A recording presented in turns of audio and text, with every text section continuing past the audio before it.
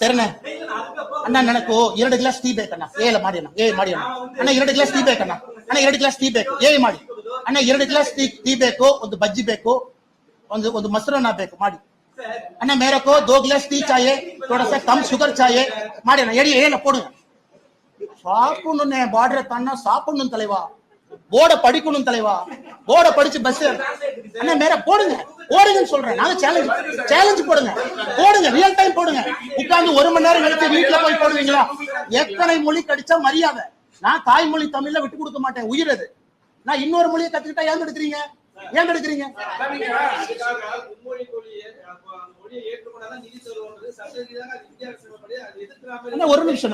ஒரு நிமிஷம்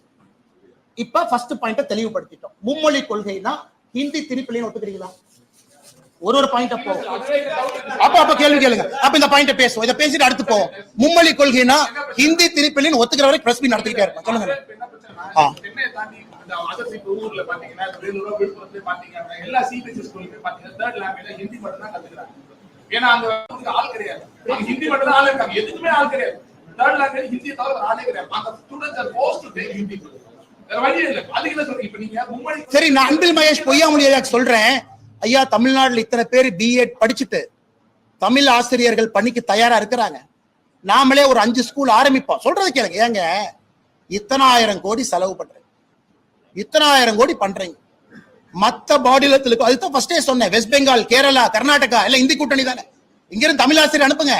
3வது மொழி படிக்குமா கேரளால இருந்து வர சொல்லுங்க ஏன்னா ஒரு பேப்பர் படிக்கிறதுக்கு என்னென்ன பிரச்சனை ஒரு பேப்பர் படிக்கிறதுக்கு நீங்க என்ன பிசிக்ஸ் தானே படிக்கிறீங்க ஒரு மலையாள பேப்பரை படிக்கிறீங்க ஒரு கன்னடம் பேப்பரை படிக்கிறீங்க it is one language paper